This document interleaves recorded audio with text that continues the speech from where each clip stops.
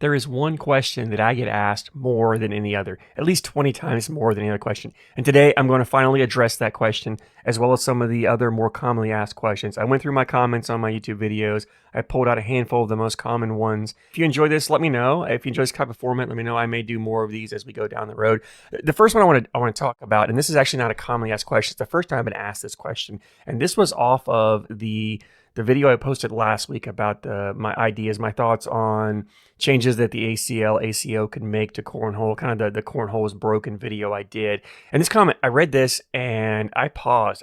I didn't, at first I thought into the answer, and then I thought about it and I wasn't sure. And I thought, this is a tough question to address in a comment. So for those maybe on the audio version of this, not the video version, the short of this is the commenter said that they were hoping that I was going to address the actual game being broken, not just some points that I was touching on. And their comment was, the game is way too easy. There are way too many players that play at an elite level. It gets boring watching every round be 12-10 or 12-12. The game needs to be backed up or made more difficult somehow. One, I'd love to hear your guys' thoughts on this, because this is an interesting topic. And initially I thought, yeah, it is an easy game, right? We do see a lot of 12-12s, 12-10s.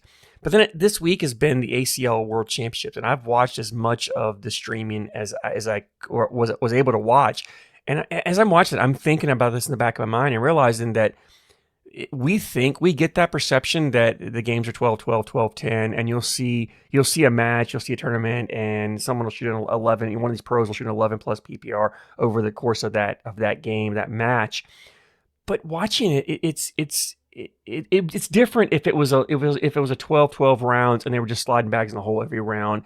Then yes, that's boring. But when you're watching these elite level players play, they're throwing blocks, they're shooting air mails, they're rolling it, and they're still getting 10s and 12s on the rounds. And to me, that's not boring. That's exciting to watch. Like I love watching when a player makes a big shot. I would much rather watch a player score points around because they made a shot to get the points, as opposed to their opponent missed a shot and gave them points. I just think I love, and for me personally, the same way. I would rather win a game on a shot that I made than win a game on a shot that my opponent missed. In the end, they're both wins. I love wins, but I want to make the shot to win.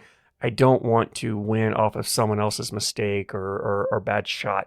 And I said it to say that I love the fact that the game it's simple, yes, because anybody can play it, and I can watch these pros and look at it and go, you know what, I'm not far away from them. Like, I could possibly be competitive as a pro. I could go play a pro in a tournament somewhere, and maybe on an off chance I could possibly beat them. They might beat me 99 times, but that 100th time I could possibly beat them. Whereas if I watch a NBA game or an NFL game or a Major League Baseball game, there's no way I could go compete with those guys. Like, I don't have the physical skills to compete with those guys in their sport. But the beauty of cornhole is it's simple enough that you can play an 8-year-old and the next game play an 80-year-old, and they're both just as competitive and just as good as you are. And that's what I love about it. And so if we start making the game more difficult, then we start start making a bigger gap from everybody, from the beginners to the pros. The gap widens. The harder the game gets, the wider that gap gets. And then we get to a point where we're not watching the game going, I can be there one day. And I think that changes the way you look at a game, right? For all of us, not all of us, you go watch the pro qualifier, right? Like today, right now, they're as I'm recording this, the ACL is having their pro qualifier for people who want to compete to be pros. And there are a lot of people that are in there trying to compete to be a pro. If we make the game harder, that number shrinks. And is that bad for the game? Maybe it's better for the spectator side of it, but it's bad for the playability of it, right? I don't want to get up there and throw 4s and 5s around. I love to be able to get up there and know that I can throw 10s and 12s here. And that doesn't mean I'm not going to throw a 4 or 5 from here or there, but I like having the ability to get up there and throw a 12 or a 10. So to me, the answer is I don't think the game's too easy. When we get to a point where someone goes through a tournament and has a perfect tournament, like we'll get players who have perfect games here or there, but the perfect games aren't, really those really long, 25, 50 round games. They're usually shorter, but you can have a perfect game. When we get to a point where players are having perfect tournaments, now maybe the game's too easy. But at this point, I don't think it is. I really don't. And I've put a lot of thought into this. So again, I'd love to hear your guys' opinions on that, how you view that. This was an excellent question. I really, really loved it. It was really thought-provoking. I could do a whole podcast here on just this one question, but I tried to condense things down and share my thoughts simple as I can. And so, again, let me know your thoughts. Do you agree with me? Do you not agree with me? So let's jump down to the next comment. And this is one that I do get asked a ton. I've seen a lot of questions about this. And basically, this was in reference to, do I think color matters in the speed? Right? And you get that a lot. People say, oh, different color materials play different speeds, especially when it's referring to the herringbone carpet. A lot of people think that, I think the lighter colors play faster, the darker colors play slower. And I think the thought process is the ink, right? There's, in theory, there's more ink in the darker colors than there's the lighter colors, but in reality, it's not. Like carpet is a polypropylene material, which is basically made from plastic. It's not dyed. It's not made and then dyed after the fact or colored after the fact. It's colored before it's actually made. The color is kind of part of the process of making those plastic pieces that turn into the herringbone carpet or any carpet we have. So the dye isn't the same as a polyester material where it comes out almost like a white or an off-white, and then you sublimate and you heat up and you put the ink into the polyester fabric. That's different. Polypropylene, it's not that way, and so the ink doesn't. Now, I've tested this not in a perfect situation, a perfect setting. I've done my own testing on this, and to me, color doesn't matter in speed. And I say that because there are too many other factors that can affect speed that I can make a white colored bag play slower and a blue colored bag or an orange colored bag or a red colored bag play faster. Like I can manipulate it by how dirty I get it, by how roughed up I get it, by how maybe or how clean. If I take that blue fabric and I clean it up and I get a fabric shaver and I shave all the fuzz off of it, I can make that play faster. The way you break in bags can factor in it. The template size, the flop, the fill, everything that goes. There's so many factors going to speed that to say color makes a difference, I disagree with. And I also disagree with that because the fact that I can have two bags that are the exact same color on the carpet, and they'll play at slightly different speeds. And the speeds are different. We're talking about very minuscule. Like we're not talking about, like color-wise, we're not talking about big differences. But for the way I break bags in, I can make one play a 4-speed, one play a 5 or 6-speed. So I can make a bigger difference in how I break the bags in, a bigger difference in how dirty I get the bags, a bigger difference in how roughed up I get the materials. To me, color is not an issue whatsoever. I've never thought about color being that big of a difference. I wish I could do some kind of blind testing and have like 100 players and have them throw bags, but not let them see the color and tell me their speeds on it. And I bet if we did that, I guarantee that it would be all over the place. There would be no correlation to color to speed whatsoever in that. So to me, color doesn't matter. I hear this asked all the time, and every time someone says it does, I a lot of times I'll ask them, hey, what's your evidence on that? No one has any really evidence on that because I don't know how you test this, right? Until we have a set way to test speeds, right? Right now, speeds are so subjective. Everybody has their own way of testing speeds. Until we have a set way, this is speeds, this is what a 10 is, this is what a 5 is, this is what a 1 is, and we have it set where everybody uses the same formula, the same criteria for speeds, there's no way we can say that color or anything else impacts it because I might call a bag a 5-speed, you might call it a 7, someone else might call it a 3, and we're all talking about the same speed, the same material. We just have different scales that we're playing with, or different ways of testing it, different conditions we play with, board conditions, humidity, fast boards, slow boards, even the angle of the boards. I don't know if you noticed that, but there's requirements on the heights of the back of the board. The front of the board, I see boards, there's a little bit of a variance. I think you have an inch, I think it's got to be 2.5 to 3.5 inches off the front of the ground. So if you raise that front higher up, the board's gonna play faster. If you lower it down, the board's gonna play slower. So just the way the boards are made can impact the speeds more than the color of the material. So hopefully I made that clear. If you have, again, if you disagree with me, drop your comments down below. I always love hearing your guys' thoughts on this. We're going to jump to the next question, and this is a very popular question I get, and that's humidity. What's my favorite bags in humidity? This is a tough one to answer because humidity varies from where you are. I used to live in Virginia. I grew up in Virginia. I now live in Indiana. The humidity in Virginia is completely different than what we deal with in Indiana. To me, Indiana doesn't have humidity. And if you grew up here, the people who live here, there is humidity to them. But coming from Virginia, it's a different level. And if you live in Georgia or Louisiana, you're laughing at people who say it's humid in Virginia, right? Depending on where you are, the humidity is different, bags play different. So, and I'm not a weather person, not a meteorologist. People say, oh, it's 95% humidity, but I'm telling you, 95% humidity in Arizona is different than 95% humidity in Michigan, which is different than 95% humidity in Virginia, which is different than 95% humidity in Louisiana. I'm sorry, it just isn't the same. They're all different. And it's not the humidity so much. I guess it kind of is. It's the moisture. It's the moisture on the boards that affect the way the bags play. When it comes to humidity, there is a transition period. So when you start with dry boards, as you start getting, they start getting a little bit of moisture, the air get moisture in the air, the boards get a little stickier. I think initially a faster polyester material, which is your non-carpet materials, the polyester material plays just as well as anything else. You can flip over on the fast side of your bag and it'll move.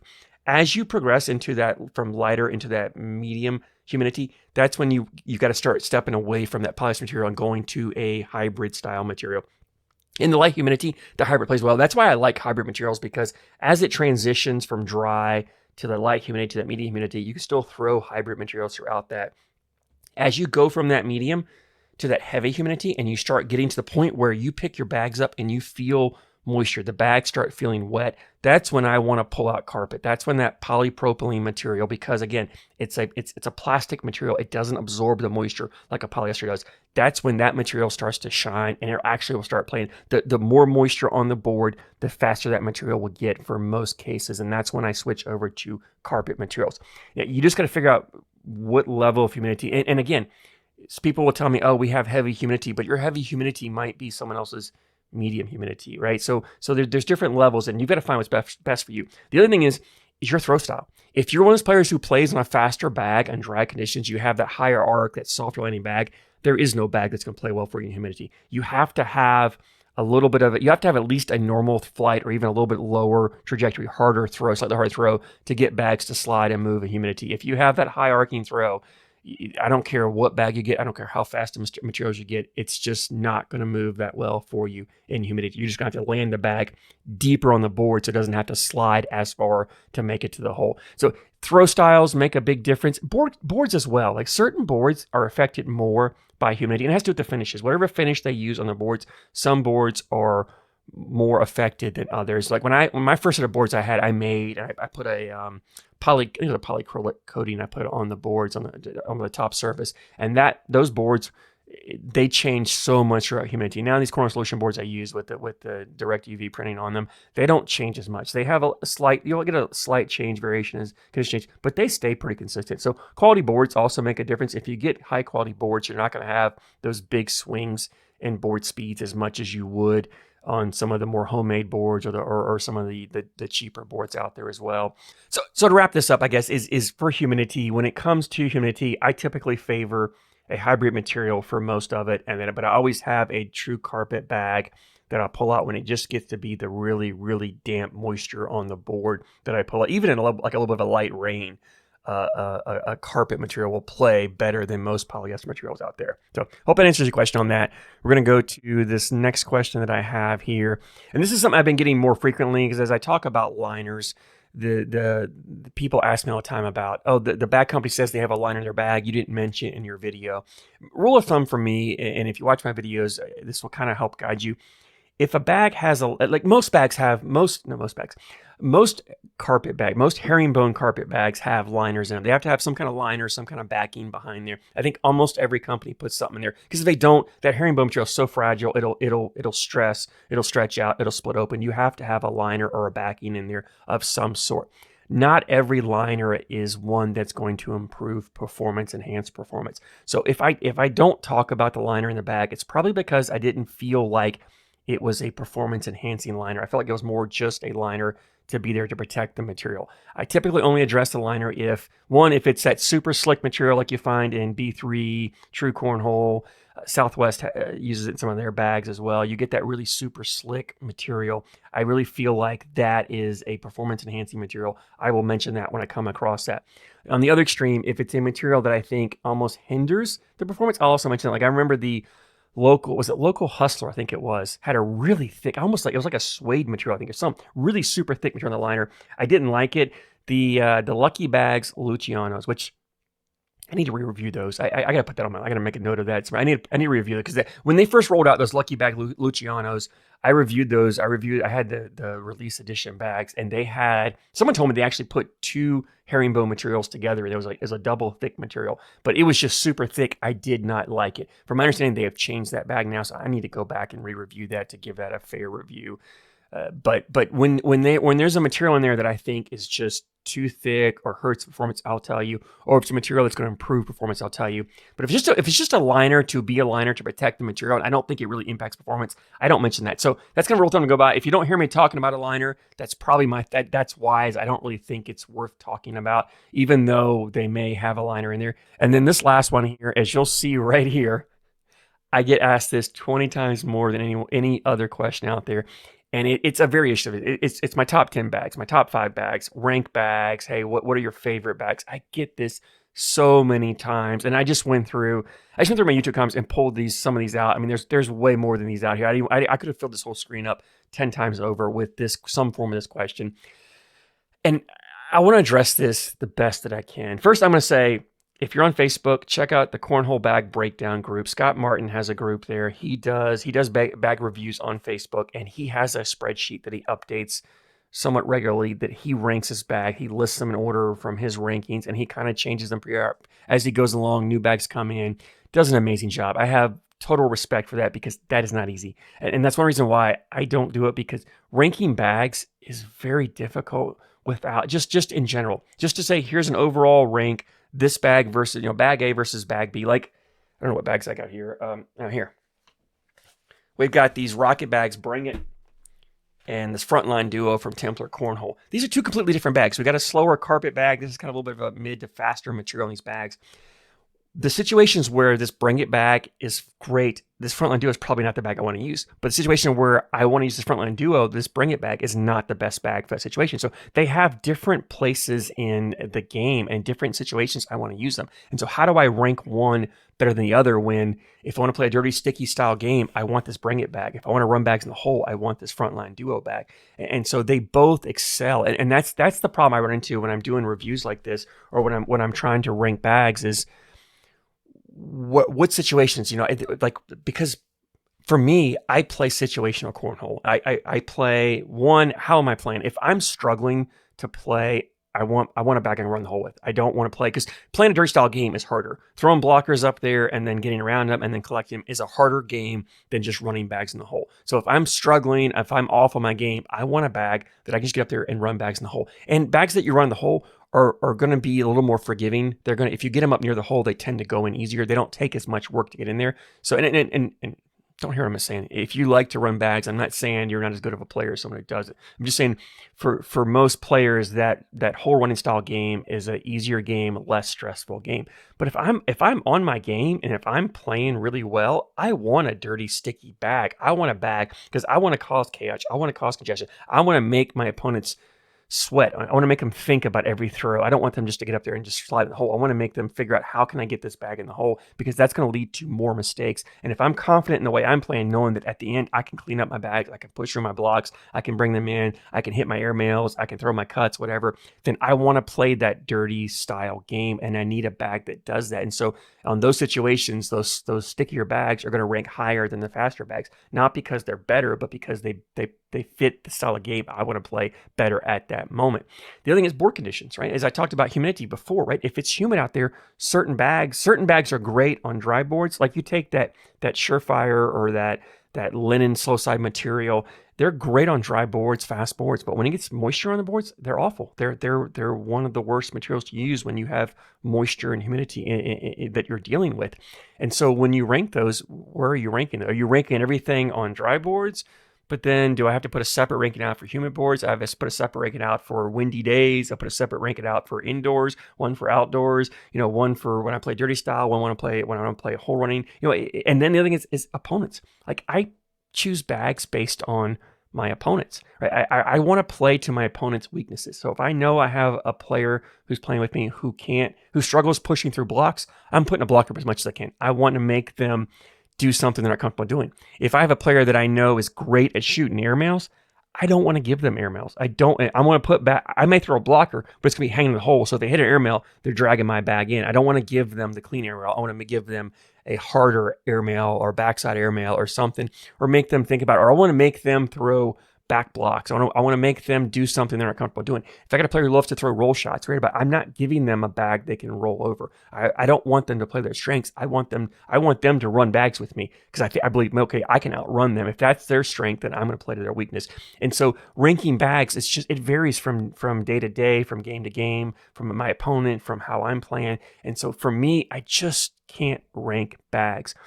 And I would say for you, like, and the other problem is your throw is different than my throw. So my top 10 bags today may be completely different than your top 10 bags. And I can tell you, here's my favorite bag. Here's the best bag I love to throw. And you go out and throw it and you may think it sucks. You may think it's the worst bag in the world. And that's because we have different throw styles. We have different ways of playing. And so it's for me to rank bags, it would just be impossible. I couldn't do it. I just wouldn't know how to put what bag first and what criteria is more important than the other. And so I feel like I would be doing you guys a disservice for doing it. Now, again, Scott Martin does an incredible job on his rankings, and he puts all the data down there. I love what he does. I actually look at that from time to time and kind of compare some things with, and he has some different opinions on bags than I do, and that's great. That's awesome. It's great for you guys because you can see different perspectives. He has a different throw style than I do, which I think comes in and factors into sometimes why he likes some bags that I don't, or he doesn't like some bags that I do. But that's awesome for you guys because you can weigh them and look, okay, you know what? Maybe you throw more like Scott than you throw like me. So maybe his ranking would be more accurate for you, or maybe you throw more like me than him, and you think my accurate is more. And that you can weigh those. And there are other bag reviewers. You've got Corbin out there, and you've got the Big Ass Cornhole podcast out there. You've got the Average at Best Cornhole. There's some other ones out there as well. I'm drawing a blank, but there's other ones out there as well that rank bags or review bags, and it's great. The more people out there doing it, the better it is, because the more information you get and the more information you have, the better informed you are. So for those of you asked about bag rankings, that's why I don't rank them. Now, on the other side, if you want to know what bags I like, almost every Thursday at about 7:30 p.m. Eastern time, I put a YouTube short up. It's also on Instagram Reels, it's on Facebook Reels, and it's on TikTok. It's a little short 25-second long video of what I'm throwing that week, and I will go through, usually have 8 bags in my backpack, and I'll show you the bags. Now, in that breakdown, there's usually bags that are new bags I'm going to review. There's usually 2 or 3 new ones that I'm working on reviews for that coming week or the next week. So sometimes you'll see some of those new, but you're going to see a lot of bags that are reoccurring from week to week. And from that, you can deduce that those are probably some of my favorite bags. Now, there are some bags that I really like that I reviewed that I don't have. Sometimes I borrow bags to review from people that I know. So I might throw a bag. I absolutely love it, but it's not my bag. So I don't have that to add to that backpack. So keep that in mind. And I do tend to like bags that have different materials. So, there are a ton of bags out there that use that Viper R hybrid material. There's probably a handful of them that I keep and still throw that I like to throw. And usually it's because they might have a different fast side or a different fill or something in there. But just because I'm not throwing one in my bag doesn't mean I don't like it. I would take those Thursday videos more as these are bags I like, not as in, oh, that bag's never in his backpack. That means he doesn't like it. I hope that makes sense, right? Look at the ones that I'm taking as those are some of my favorite bags, or there's something unique or special or different about those bags, as opposed to looking at what I'm not taking with me, if that makes sense. So, but anyway, that Thursday night segment that I put up there is great if you really want to break it down. There was a guy on Facebook, I think an Addicted to Cornhole page, that actually did a breakdown went back to the first of this year and went through and listed the bags that I threw. It's pretty interesting. I never really thought about that. It makes me think now when I do my Thursday nights, is like, okay, I want to make sure, am I putting this bag in there? Have I been using this too much? Do I need to change it up a little bit, or what do I need to do? The other thing to keep in mind too is when I'm throwing, is like this time of year, it's a little more humid in the summer. So I've got more bags in there to deal with humidity. As the weather changes, humidity becomes less of an issue. I may switch those out a little more. So you'll see variations there. But check that out. My Thursday segment, it's called What's in My Bag, and then I'll have the date. I always put the date in the title of when I'm throwing it, so you can kind of keep an eye on that. So I've rambled on long enough on those questions. Those are the top comments, questions that I get asked the most. If you have others, again, continue to ask questions. I love your guys' questions. Your guys' questions and your feedback tend to lead me down where I want to address, what issues I need to address more, what topics I need to talk about. So keep those comments coming. Keep those questions coming to me. I love them. I try to answer as many as I can in the comment section, replying to you guys. If I don't answer them, again, don't hesitate to ask me again. If it goes a while and I haven't answered, I probably missed it. or it may show up in one of these next, mailbag segments that I do here. So I hope you guys enjoyed this. I love your feedback on this. If you enjoyed this, you want to see more of it, let me know. If you hated it, let me know. Either way, it's fine. I just want to know what you guys want to see. But I thank you so much for your support, and I thank you all for watching.